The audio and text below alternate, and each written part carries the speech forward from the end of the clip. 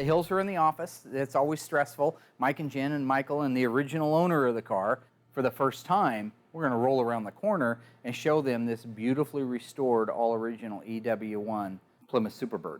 Last time they saw this car, it was completely rotten from the frame rails up, meaning the body panels, the outer skins.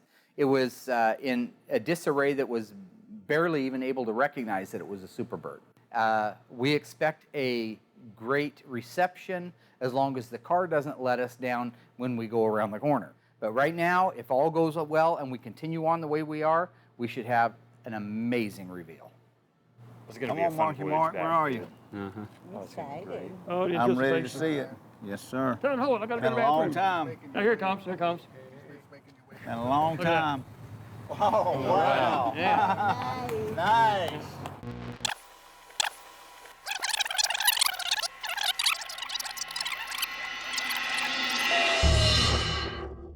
I spent quite a bit of time on the phone with Mike Hill talking about the Superbird. I had a pretty good impression of what I was going to be getting when it showed up. Somebody had stripped it early in its life, maybe back in the mid-70s, and that's what caused all the decay on the outer part of the body panels, like the quarters and the doors and the fenders, that kind of stuff.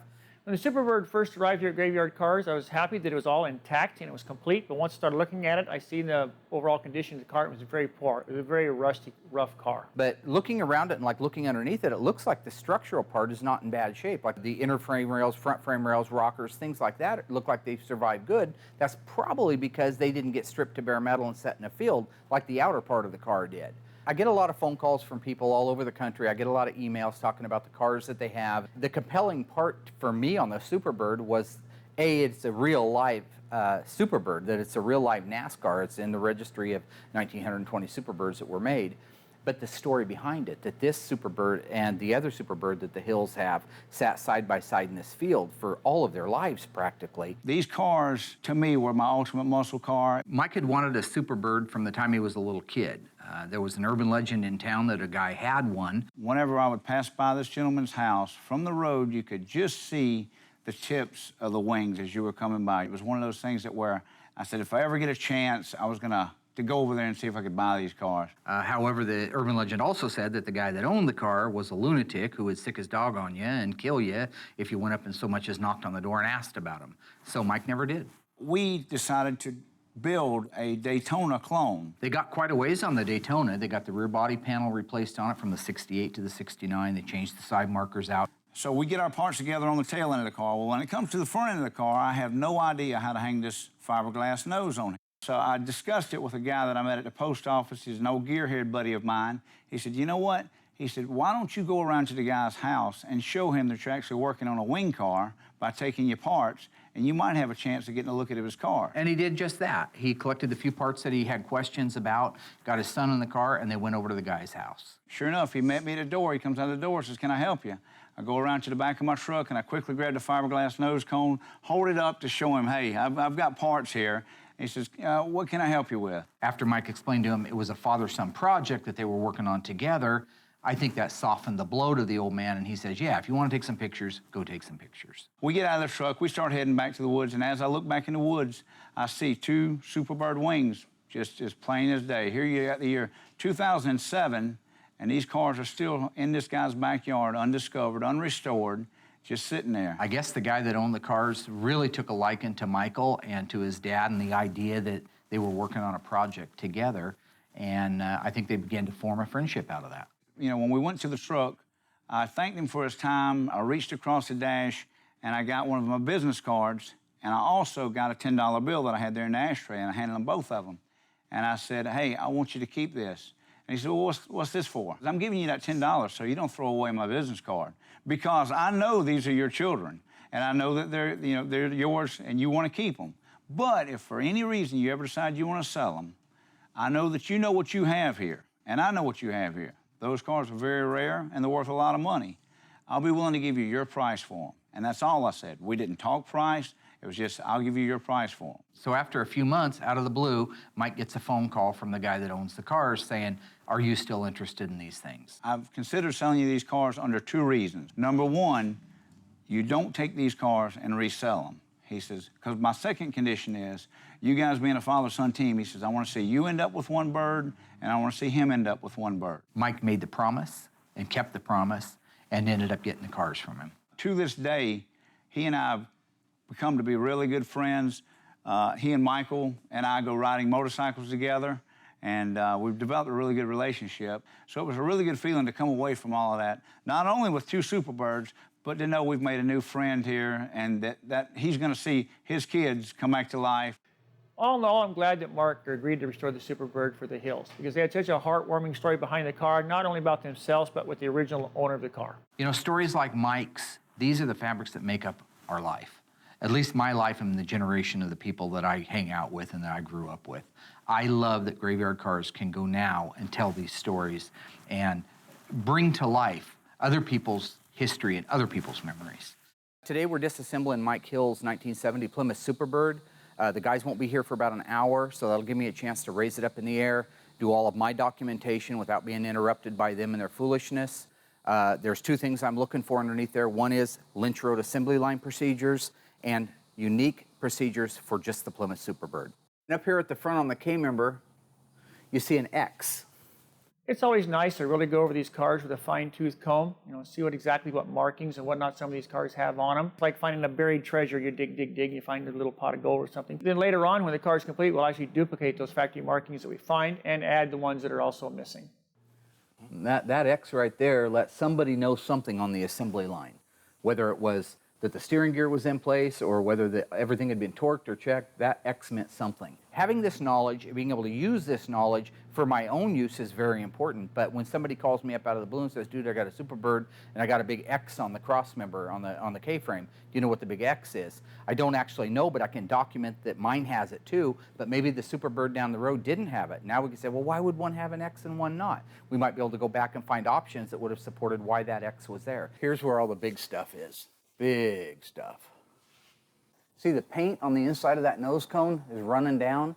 That means it was upside down when they painted it. And then here's the rivets. Those are great to know what the exact size of the rivet is. So once we get that nose cone piece off of there, we'll be able to determine what the width and the diameter and the exact length of those are. And that would be the last 2 digits of the factory part number for the correct K-member for the 1970 Plymouth Superbird. There's been a lot of documentation of all the cars over the years. The Superbirds, Roadrunners, Cudas, Satellites, GTXs, you name it. There are people dedicated to documenting. Guys like Dave Weiss who have dedicated an entire life and write books about the documentation of these cars. But for me, I want my own firsthand knowledge of it. I want my own little database of it. That's the fun part of my job. What's happening, Chief? How you doing? You guys are on time. Right now, we're going to disconnect everything on the top of the engine that's needed so we can drop the engine transmission out in one unit attached to the K-member, like the radiator hoses, wires, etc. If somebody can we could take that radiator out of there right now if somebody can disconnect the lines on the bottom. You need a 5/8 and a 1/2 wrench. It's been pretty cool so far. It's been a handful putting up with Darren. We'll let Derek do that. He hasn't done anything. Get down there, Derek. We're getting through it. We're going to live through it. It's all good. Darren's a narcissistic lunatic.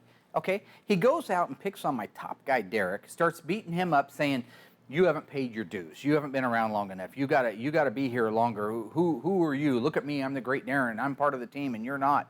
And then I find out from the camera guys that he's taking a little siesta in the back. Darren apparently has a headache or he's playing the game, so he's laying down in the office. But that's fine. Us 3 guys can rock and roll and get the rest of this car apart. I think the disassembly of the Superbird went just fine. There's always a couple things that hang you up, but all in all, it went good. I was training Derek each and every step of the way. He was getting better as we went on. For as rusted out as this thing is, I can't believe how fast we got the brake line and the gas tank out. And it's all intact. Well, so basically, we just finished taking the car apart. I still have to have the glass guys come out and remove the windshield and the back glass. Derek's got a few more things he has to take off of it, but I wanted to get it moved out of that area. We're on a roll. I work very closely with the bodymen as to what panels need to come off and how I want them taken off, how I want them replaced.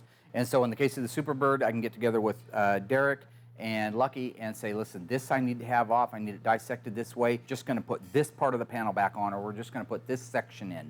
What we're working on today is putting a brand new door skin on our 70 Superbird door shell. This is a brand new Auto Metal Direct door skin. This is a replica. of the original door skin you would have got from Chrysler. Josh just gave us back the door shell. It was media blasted down to the original bare metal. All the rust was removed. We have it treated on the inside and out. And so he starts it folding over, and then once he has it starting to lean, then he can get more aggressive. And he's going to carry that on all the way around the door, full 360, till that skin is married to it like it's supposed to be in the right shape. Then he's going to do his spot welds. At that point, that door will be united with a brand new door skin, an original shell, and we will have saved a good portion of that door. You know, one of the things that happens out here at a shop like ours is we don't have all the equipment the manufacturer had. We can emulate the way it looks when it's finished, but we fit it on there, fit the quarter panel on there, we put it in place, we set a couple of set screws in it, then we do the trunk floor extensions, kind of mock up all of the sheet metal, get an idea if everything's square, then we start pulling the pieces back off at the outers, leave that one in that we know was good, the trunk floor, and that's where we start welding. Then we can start putting the extensions on it, wheelhouses on it, quarters on it. Next thing you know, you built out the car. It's starting to look like a floor now, that big one piece. This again is the new Auto Metal Direct floor. It's a exact duplication of the factory one with all the factory provisions, including the drains, the hump for the shifter. Such an improvement over what we've had in the past to use on these cars. They look good and they fit good. Of course, they need work afterwards, you know, to get Darren, the you're body bogarting really the mic. nice. Don't bogart the mic. When it comes to one of the single stage colors like our EW1 Alpine White on the Superbird, any of these colors that don't have metallics in them, you can panel paint them. That means that you don't have to have all the panels on the car and walk around it at one time and do the paint. You have to with a metallic because metallics fall differently. So in the case of the Superbird, that allows us, whatever panels are done first, we can start painting them. Yeah, it's really important to me that the car leaves in just immaculate condition. It's right, because it's got my name all over it, as well as everyone else here at Graveyard Cars. A little while ago, Derek came and got me. I needed to sign off on the jamming of the deck lid, the doors, and the hood, so I did that. He went ahead and painted those. They came out really nice. We've got them out here now. Now the car is in the booth. I go in there and make sure that all the holes that are supposed to be there are there. All the ones that aren't supposed to be there aren't there. We got our squirter bottles and voltage regulator, all our normals. He doesn't know every hole that's supposed to be there. And back in the 70s when these cars were driven, people add a hole for a tack wire. They add one for an oil pressure wire. And so now's the time to fix it so that you're not going back and spotting in the paint. Actually, what you should do is get a good bolt, go into the Mr. Mopart's room and get the correct bolt and put it in there. And go ahead and put bolts in here to keep these threads clean, but they actually get painted with the battery tray. You could even put the battery tray in it if you had it, but it's so much easier to get paint everywhere right now. But at least the fasteners, if you put those in, I would think you'd be doing it pretty darn right. And they're pre-painted and we're good to go. Yeah. You got my blessing, buddy. Right on. See ya. Our 70 Superbird for Mike Hill is getting really close to paint work on it, so I want to go over it with the guys, go over the body inch by inch. When you're talking about painting a car, doing all the body and the paint work on a car, it's a big motion. It's a lot of money in materials. It takes a lot of time to do it. And so if something's wrong, now's the time to find it before you actually do that paint work. So I want you to look at frame rails, floorboards, inner and outer aprons, upper and lower deck filler panels, inside the roof, cowl panel, inner cowl panel, firewall, outer deck, extensions, rear body panel, rear balances, everything. I got a spot. That's Darren's forte. Finding something wrong with something, that's what he does. That's his milieu, if you will. I'm good at this. You know, I seem to pick up a lot more imperfections than most people do, but if they're pretty blatant imperfections, I don't know why a lot of people can't see them. You know, wavy panels, bolts missing, mismatched, misaligned panels and whatnot. So I think actually that's one of my better traits is looking for, you know, doing the QC. So we're good. You actually found a couple things. Darren actually found a couple things that he didn't know about. So I mean, 8 sets of eyes, 10 sets of eyes, 20 sets of eyes. More people looking, the better it gets, right?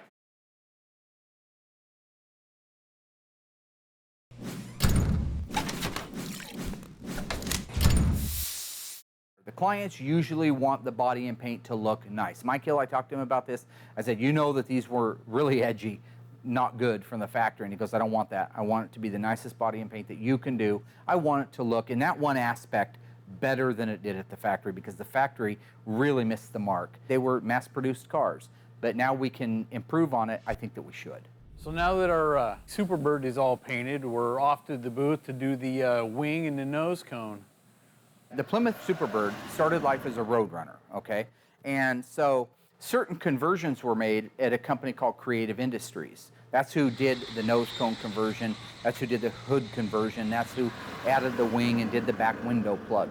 So the car was already painted when it went over there. What they did over there was they tried to match it, but what they used was a lacquer paint. Where the car was painted in enamel, they used a lacquer paint. So all of the time, like on Tony's car, Tony D'Agostino's got a B5 Blue Superbird, and his nose cone doesn't match the rest of the car even close. So with the Superbird, what we try to do is make all of the paint good quality, but tip our hat and make the nose and the wing and the scoops that go on the fenders off just a hair. I think to the unknowing person, it shows and whatnot, they're going to say, oh, wow, look at the paint. It's a different color on the wing and the nose cone. They don't know. To people that don't know that, I think it's going to be a bad thing. You're going to have people at car shows that don't know what they're talking about. You do it the right way, and then if somebody hopefully asks instead of implies, you get an opportunity to educate that particular person. Today, the guys and I are getting ready to marry together the engine, transmission, drive shaft, torsion bars, basically the drivetrain for the 70 Superbird. First, we have to get it moved outside and washed. The compound that we're cleaning off of the Superbird is the product that we use when we do our wet sanding and our buffing. When you finish painting a car, has little imperfections in the paint, has orange peel or texture to it, and what we want to do is we want to wet sand all of that out. So we usually start with like 1,000 grit wet dry paper. You flatten out the paint, you get those impurities out of it, and then you start massaging that out to about 3,000 with sandpaper. So you start with 1,000, you go to 1,500, 2,000, 25, and then 3,000. Then you buff it. It's that compound that you use when you're buffing it that gets stuck in every door jamb, in your eyes, all over your clothes, inside the engine compartment, trunk compartment. So what we're doing is removing all of that compound before we come back inside with the car and start doing the polish on it. Reuniting the drivetrain in the Superbird, installing it is no different than if we were working on a Cuda or a Roadrunner or a Charger. We're getting ready to lower the car down onto the motor. They're always a tight fit, but with the shocks on there, it's just something else we got to watch as it's going together. It's always a pain when they're an RB engine. The 440 is about 1.5 inches wider at its widest point than, say, a 383, and considerably wider than a small block LA engine like a 318 or a 340. I got a problem with this manifold and the steering gear. It's almost like the motor's got to roll to get it to fit up in there. There literally, in some cases, no room at all between the two shock towers, and you have to manipulate the engine just a little bit to walk it past the shock towers. I think it can go to the right is what I was going to say. I think it's going to be inevitable to scratch it. It's not inevitable. I just think if this comes over, it'll clear. Okay, well, now it's clear. That's why I was saying it just needed to come over this way. That's exactly what we'll have to do on the Superbird. That's what we've had to do on all the cars with the RB engines in them. Well, green light go, sir. We go right here. Hang on there. Crazy.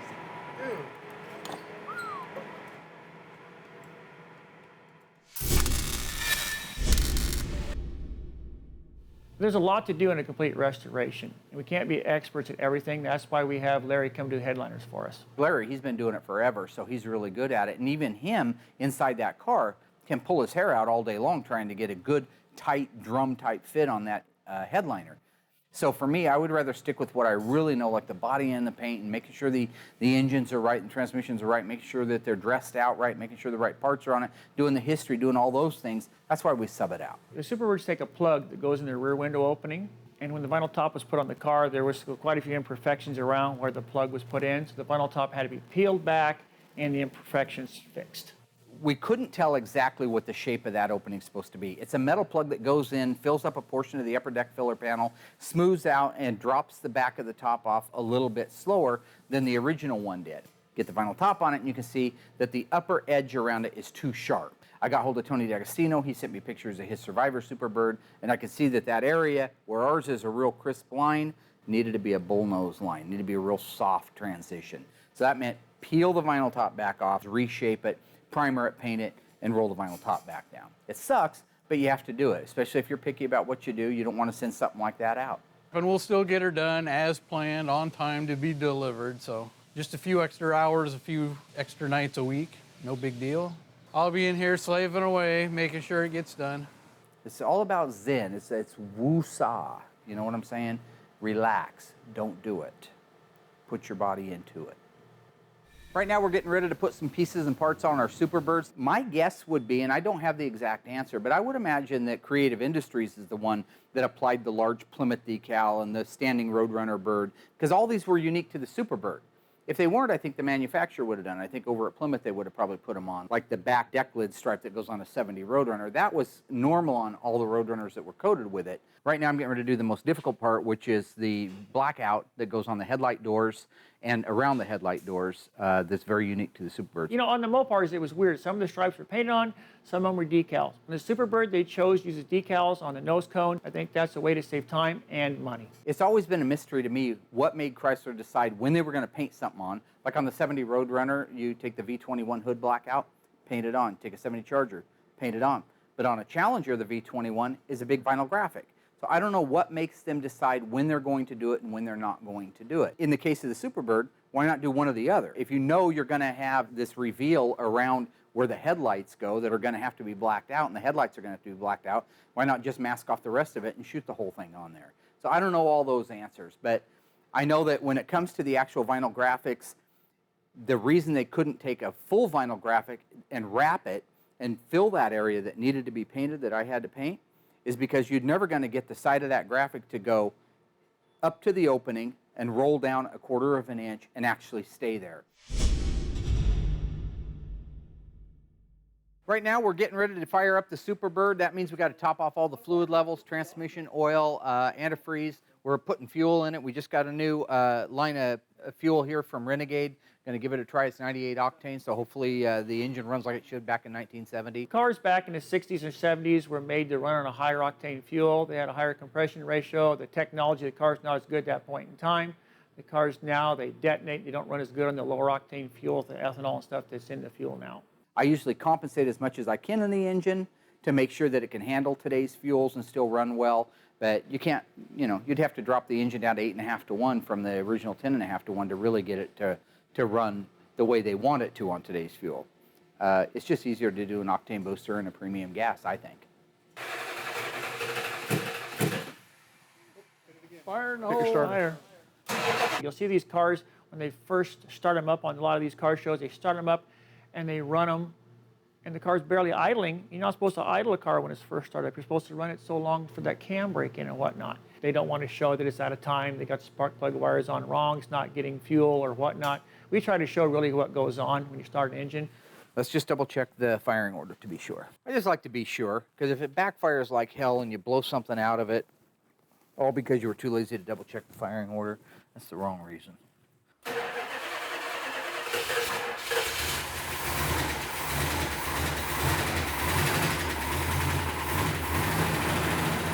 When Mark got it started, it sounded really nice. I couldn't even hear it. I was in the other room. I couldn't hear it when it started. You know, I've had a lot of people comment over the years on my dance moves out there. Frankly, to be honest, it wouldn't surprise me if Dancing with the Stars got hold of me and asked me to be on there. I probably would accept, if that's what you're wondering, but would require to dance with Cheryl Burke. I think we'd probably be, you know. I'm sure you people have realized by now that Mark's not right in the head. And when he starts this crazy dance, when he thinks something has went well, for some reason his dancing ends up turning into boxing, and he usually wants to box me for some reason. I have no idea why he does that, except he's not right in the head. It bursts out of me like Tourette's. Do you remember last time when Mike Hill was here, you told him you were going to be in really good shape? Yeah. And I'm not in the greatest shape of my life. Okay, I could still knock a lung loose. I hit you so fast you don't see it coming, you see it coming back. That's all you see. And it's pretty bad he gets tired shadow boxing himself. When you're winding down the last few steps on these cars, there's always a lot of little detail. I would imagine that there was a department at the assembly plant that did all the fine tuning, all the making sure that the doors open and close the way they're supposed to make sure that the fit and the finish was right, making sure that the hood pins were adjusted right, and the gaskets were in place, and if they didn't leak water and they didn't leak oil and all those little things. So that's just something we do. We just do it manually here. They may have had a whole system implemented there because they were turning out, you know, hundreds of cars a day. But that's just a natural part of finishing one of these cars, is having a punch list, going through it, making sure everything meets your standard, and moving on to the next step.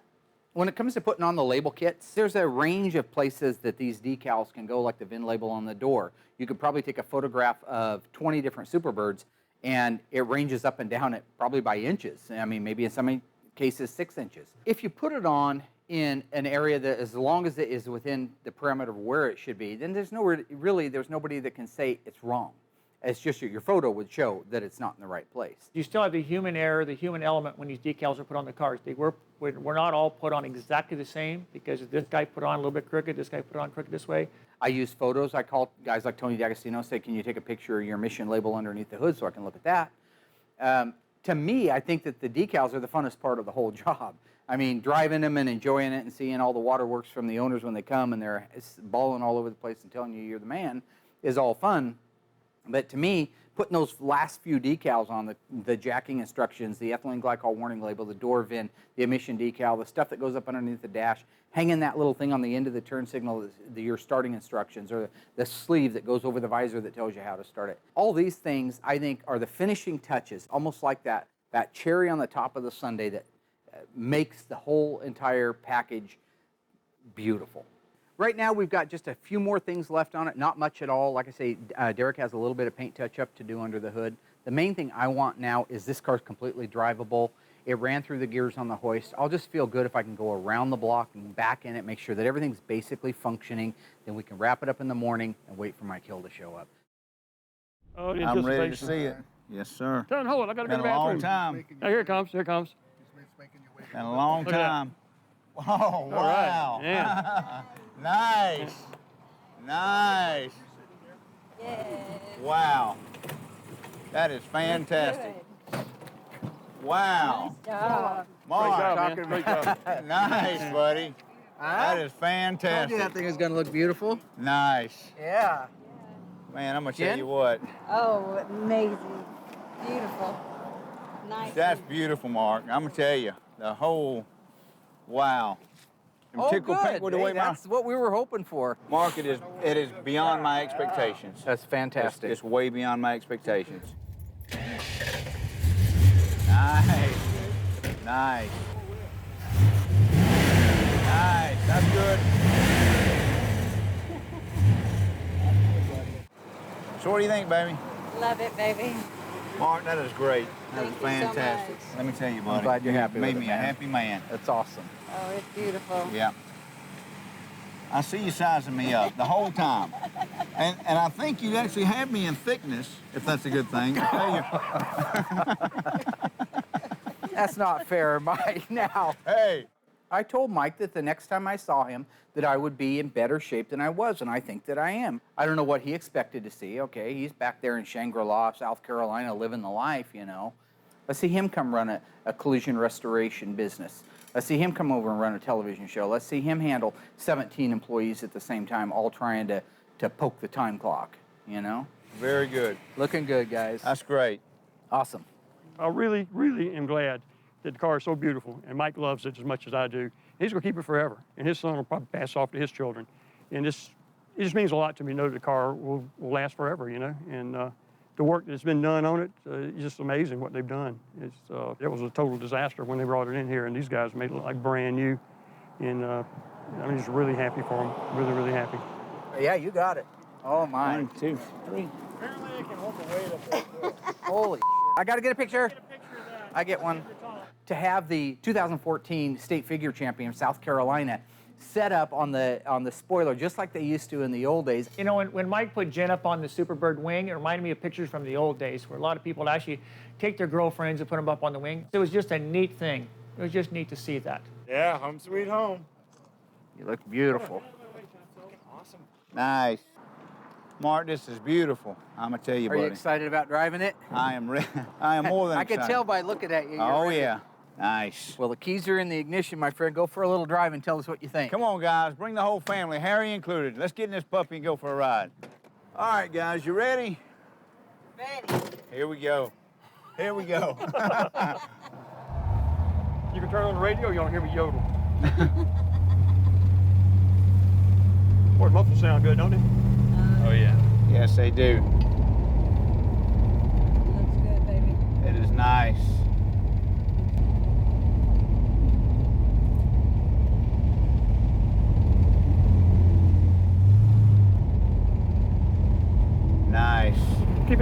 ear so it sounds good. That's right. That's right.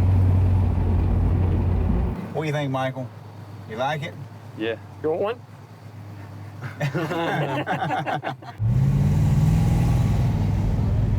That's right.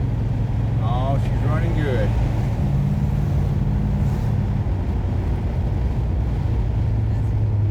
It was truly a great moment here, and I'm not just saying that. To have Harry, the guy that bought the car brand new, show up and look the car over and give it his blessing.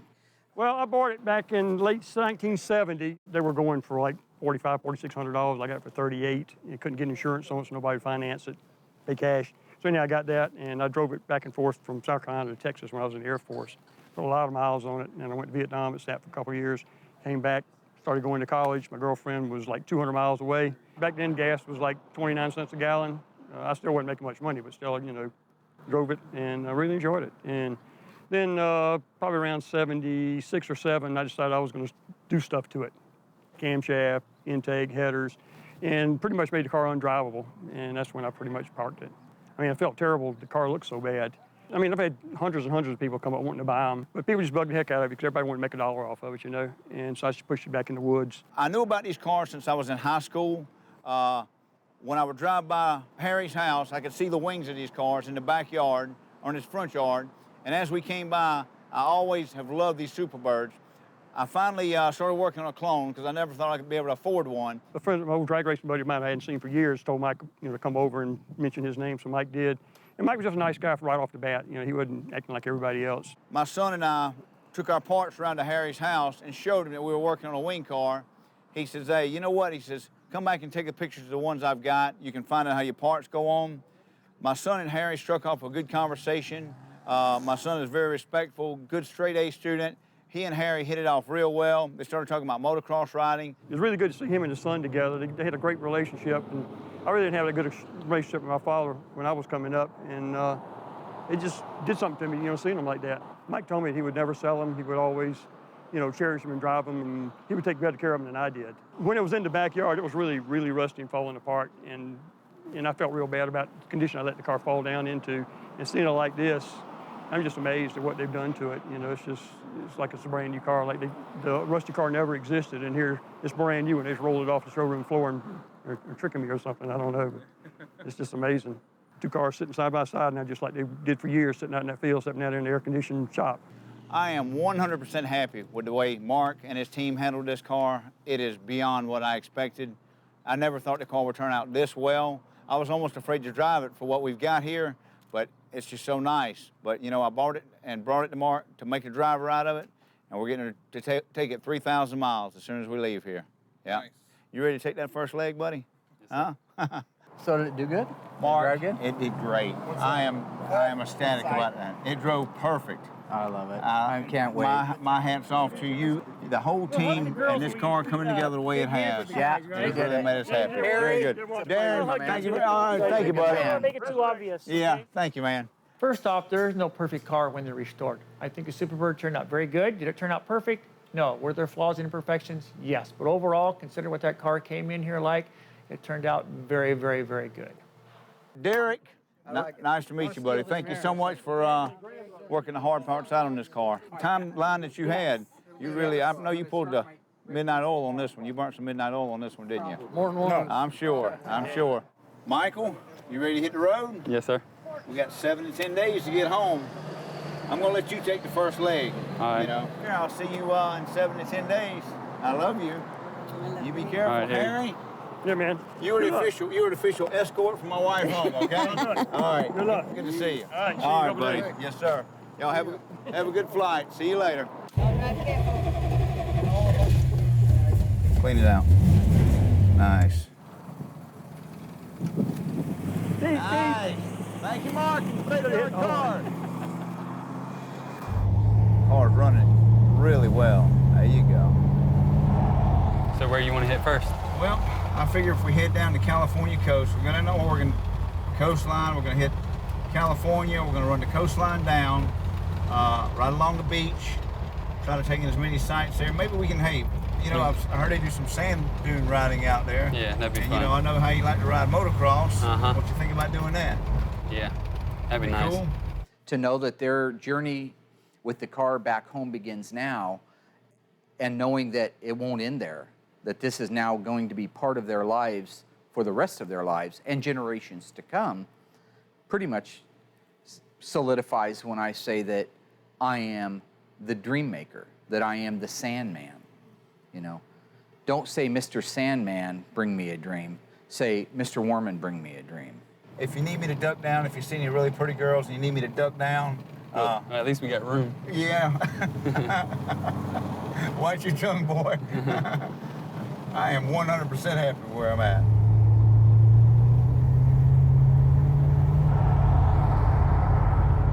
So Mike and Michael, I think it was 10 days and 14 hours on the road, almost 4,000 miles. They drove that Superbird from Springfield, Oregon, all the way home to Sumter, South Carolina. It's always nice to reveal the car to the owner. In the Superbird, there was a big buildup on this because they're actually going to drive the car back home, which put a lot of extra pressure on us. Yes, I was very happy when the car was revealed. I was very worried for the return drive home. Truly, for me, and I think for anybody who's ever restored one of these cars or done a customer's car in general, the most rewarding thing in the world is to find out they're home in one piece. I mean, they stopped in the Redwoods down in California. Just beautiful stuff. They went to the Santa Monica Pier. They stopped at every tourist site, Grand Canyon, all the way back home. That's a trip of a lifetime between Mike and Mike, you know, dad and son. It's something they'll probably never repeated in their lifetime. It's something that the rest of us are going to dream about. Hello ghouls, Mark Warman here, the Ice Tray from Graveyard Carz. If you enjoyed this video, be sure to like it, drop a comment down below, and subscribe to our channel. We have fantastic stuff coming up, and some of it you've never seen before. I gotta go insult people. Hey Alice!